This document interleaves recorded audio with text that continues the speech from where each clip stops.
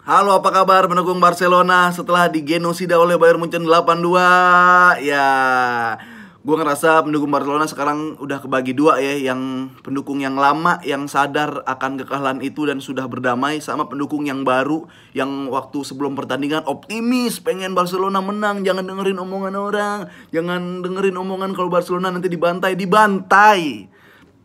Ya, dan gue udah kebagi ya. Maksud gue yang nonton channel gue ini udah kebagi pendukung Barcelona yang lama, pendukung Barcelona yang baru. Dan mungkin ada yang belum tahu gue kenalin juga, nama gue Afif Safi.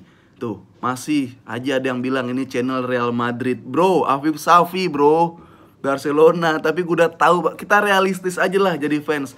Jadi kalau lu fans Barcelona yang baru, yang optimis Barcelona bakal juara, bakal menang, bakal angkat piala, dan berharap channel ini membabi buta membela Barcelona, enggak, minggir dulu. Karena video ini buat anak-anak decul-decul yang lama, yang udah siap sakit hati dengan sistem Barcelona yang baru. Gokil. Oke, Bayern Munchen berhadapan dengan Barcelona, skor 8-2. Gue lumayan kaget ya, gue kira angkanya beda 3-4. Beda 4 deh, masih oke. 4-1 tuh masih oke di babak pertama. Barcelona lanjutin babak kedua. Aturan mah ada yang pura-pura mati aja ketika babak pertama. Ya ada siapa ke pura-pura lagi di WC, kakinya masuk ke WC Toto gitu kan, terus mati. Jadi bilang ke FIFA, nih ada yang mati nih, udah 4-1 aja cukup. Nah, kesalahan Barcelona lawan Munchen banyak ya. Salah satunya apa, datang ke lapangan. Harusnya WO aja, WO cuman 3-0. Ini jadi 8-2. Kayak angka rumah. 8-2 tuh gue kalau nggak nonton terus gue melek, gue langsung mikir, 8-2 nih pemain Barcelona nggak punya kaki apa gimana buat main bola nih? Apa nggak diajarin main bola apa gimana? Sebelum kita lebih serius lagi, ya gitu, kesalahan-kesalahan Barcelona itu adalah lolos lawan Napoli. Harusnya Napoli aja biar kagak malu. Maksud gue, ya lu harus ngerasa pantas. Nggak usah imbang lawan Munchen karena udah pasti kalah. Cuma lu pikirin hati fans aja gitu. Lu pantas gak berada di Liga Champions Barcelona? Oke, segitu aja dulu gue marah-marahnya. Kita ulas pertandingan Bayern Munchen berhadapan dengan Barcelona ya. Kita lihat dari pelatih. Wih, ini pelatih dua-duanya udah mengganti opsi formasi ya. Kita lihat di Bayern Munchen itu opsinya adalah Lewandowski di depan masih sama, dan 3 penyerang di belakang. Ada Müller, Gnabry, sama satu lagi gue lupa. Pokoknya itu menyerang. Gue tahu kenapa menyerang, karena barisan belakang Bayern Munchen itu maju ke depan. Padahal itu adalah kesempatan buat Barcelona. Ketika Bayern Munchen lebih tinggi press maju ke depan, itu saatnya adalah Barcelona bisa counter attack. Tapi yang gue bilang di prediksi gue yang kemarin, yang banyak benernya, gokil, pemain Barcelona tuar 30 tahun ke atas. Nggak ada pemain yang speednya kenceng. Bahkan gol yang di Alaba bunuh diri aja itu speed dari Jordi Alba kan. Diumpan ke pojok, ngelihat kosong, serangan balik Jordi Alba. Padahal itu harusnya bisa dilakukan terus, bisa dilakukan sering. Jadi harusnya tuh Barcelona ya ada, gue pikir bakal ada pemain yang speednya kenceng di kiri atau di kanan. Yang kenceng cuma bek kanan, bek kiri, Samidu sama Jordi Alba. Dan untuk maju ke depan, aduh, agak berat ya. Di samping ada Gnabry, ada si Alphonso Davies, motor Ereking, nggak bisa. Padahal di Barcelona itu dia udah menerapkan formasi 4-4-2. Gokil, untuk pertama kalinya lagi ya Barcelona kasih 4-4-2. Tapi yang disayangin adalah ada Vidal, Busquets, De Jong, sama Sergio Roberto. Sayapnya kagak ada yang kenceng juga. Jadi saat serangan balik Barcelona ada peluang untuk menyerang, bolanya dikebelakangin lagi, ke kiper lagi. Gue pikir tuh pelatih bakal pasang Dembele, Ansu Fati di depan dari awal menit buat counter attack. Ternyata enggak. Ternyata goblok. 4-4-2. Dan ada kabar si Kiki Setien itu langsung dipecat ya. Gue agak menyesali Kiki Setien dipecat. Harusnya dibunuh, dimatiin. Udah bikin fans Barcelona sakit hati. Itu dari formasi. Padahal gue udah lumayan salut nih 4-4-2. Dan oke nih, ternyata nggak ada pemain speed yang gue bilang harus dilakukan sama Barcelona. Jadi nggak bakal bisa serangan balik. Dan yang gue nggak habis pikir ini reaksi-reaksi wajah dari pemain Barcelona ya ketika kebobolan, lu harus lihat mukanya Pique, mukanya Lenglet, muka-muka pemain Barcelona kayaknya nggak nyesel. Kayak kebobolan kayak udah biasa gitu. Kayak ya kebobolan. Ayo lagi. Ini kayaknya gue curiga nih si Quique Setien itu ketika latihan nggak suruh defense buat back Barcelona, nyuruhnya goblok. Kamu ntar main goblok aja ya, nggak usah bagus-bagus. Ya nggak usah yang rapi-rapi, pertahanan goblok aja gitu. Jadi ketika pertahanan rapi ada yang ngingetin, kita udah goblok belum? Lagi maksudnya gini, kita sebagai fans Barcelona ya, gue terutama yang nggak usah berharap banyak. Karena yang gue lihat di lapangan Barcelona itu cuma menguasai pertandingan, cuma berusaha melakukan ball position. Yang perlu diketahuin, yang kemarin gue bilang juga, sepak bola tuh nggak cuma ball position ya, ada menyerang, ada bertahan, ada strategi di mana musuh lagi nafsu untuk menciptakan gol, kita bertahan sehingga ketika musuh frustasi kita serangan balik. Itu nggak ada di Barcelona. Barcelona cuma disuruh goblok sama Quique Setien. Balik lagi yang gue bilang, Bayern Munchen itu masih banyak pemain muda. Alphonso Davies yang udah gue prediksiin, ketemu Messi, ketemu Samidu. Messi pemain terbaik di dunia, Samidu back Barcelona yang lagi gokil. Alphonso Davies usia 19 tahun.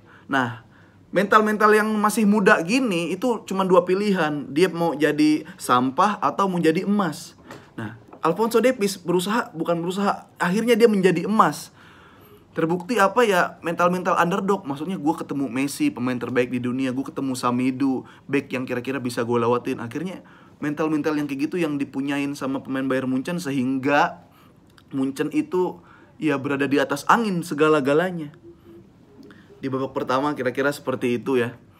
Dan di babak kedua, ini gue sangat menyesal banget kenapa Barcelona lanjut. Harusnya nih Barcelona punya ini ya, konsultan hukum ya, atau enggak konsultan di pertandingan. Jadi ketika babak pertama selesai, udah dibilangin aja, udah nggak usah dilanjutin babak kedua. Malu. Gue juga nggak tahu ya job desk-nya si Pique apa ya.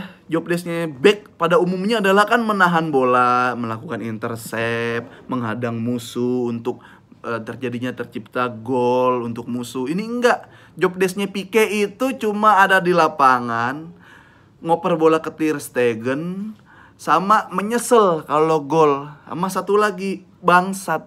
Job desk-nya jadi bangsat Pique. Jadi kalau buat lu pendukung Barcelona, ya gue saranin harus berdamai ya sama diri sendiri. Karena beneran tuh, prediksi gue banyak yang bener. Yang gue bilang angka tertinggal sangat jauh Barcelona, banyak gol tercipta. Alphonso Davies main seperti apa, Messi seperti apa. Messi udah terkunci. Yang sangat disayangkan sama Barcelona itu, Barcelona di lini belakang cuma mengandalkan Ter Stegen. Backnya nggak bisa diandelin, cuma ngandelin Ter Stegen. Kalau tim sepak bola pada umumnya itu sebelum ke kiper harus ngelewatin back dulu, setuju gak? Jadi kiper udah panas, udah siap sama refleks apabila terjadi serangan. Ini Ter Stegen ini langsung 1 lawan 1, golnya Gnabry langsung benar-benar di shoot di kotak penalti, kayak udah nggak ada fungsi lagi. Udah nggak jelas dah back Barcelona. Emang nggak diajarin bertahan itu Barcelona sama Quique Setien, diajarin goblok. Dan masih beruntung ya, Barcelona masih punya pemain yang bermain bola bukan cuma buat dirinya, tapi buat Barcelona, buat fans juga. Gue yakin Messi sama Ter Stegen itu melakukan hal yang itu ya. Gue masih salut sama Messi, masih salut sama Ter Stegen. Karena Ter Stegen itu kalau nggak salah ya melakukan 4 atau sampai 5 save yang menurut gue harusnya jadi gol. Kalau kipernya bukan Ter Stegen itu skornya udah 11 atau 12-2 gitulah.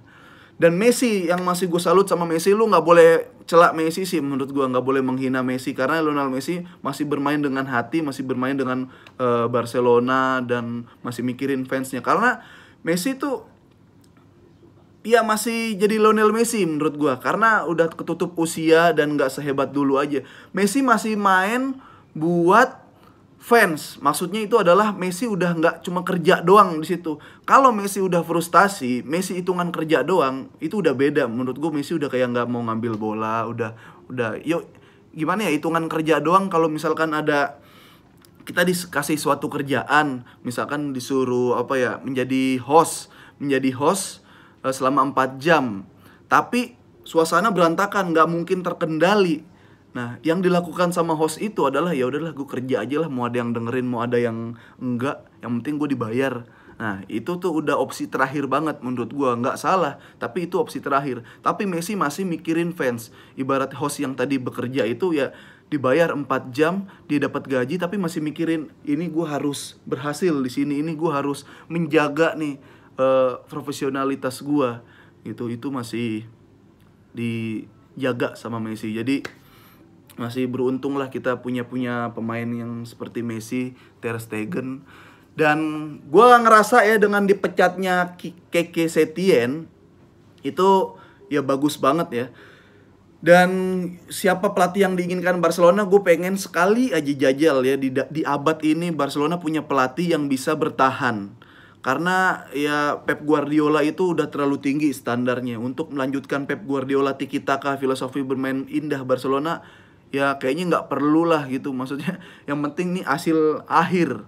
Sekarang kalau misalkan lu udah terlalu sakit hati dengan sepak bola indah akhirnya nggak menang, ya gue pengen pelatih Barcelona sekarang yang berani ngerombak, yang berani bermain bertahan. Jadi berani ngasih bola ke lawan, bermain bertahan ketika musuh capek, diserang balik. Bukan yang nguasain bola, bingung di press, bingung melakukan serangan, malah kebobolan.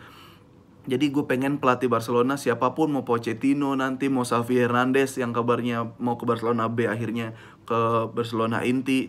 Pemain yang bisa pelatih yang bisa mengajarkan bertahan. Rotasi pemain yang harus gede-gedean. Pemain usia 30 tahun ke atas boleh ada, tapi ya jangan terlalu banyak. Ya kayak Pique gitu udah enggak lah, Rakitic udah harus dijual. Rakitic tuh cuma ya udah dapat semua, udah pernah treble, dapat Liga Champion, Copa del Rey, udah dapat La Liga. Pemain-pemain yang seperti itu udah harus dibuang. Dan Barcelona harus bisa bertahan. Seperti pada umumnya harus punya pemain yang speednya tinggi, speednya kenceng. Karena gini, gue masih bingung sama Kike Setien. Orang goblok aja yang main PS itu tahu kalau di sayap di setiap tim harus ada pemain yang larinya kenceng. Minimal ada yang merah, ada yang naik ke atas buat lari. Ini Kike Setien gak bisa menurunkan pemain yang speednya kenceng. Emang goblok. Udah segitu dulu review pertandingan antara Bayern Munchen dan Barcelona dari gua. Dan jangan lupa gue punya podcast boba podcast bola juga, ngebahas bola dengan tema-tema yang menarik, news update yang gokil sama teman gue Jerry Arvino di aplikasi Noise. Jadi download aplikasi Noise terus dengerin podcast boba, gampang tuh, gratis. Jangan lupa juga di subscribe channel YouTube ini ya. Subscribe, komen dan like. Silakan berdiskusi. Barcelona berhadapan dengan Bayern Munchen.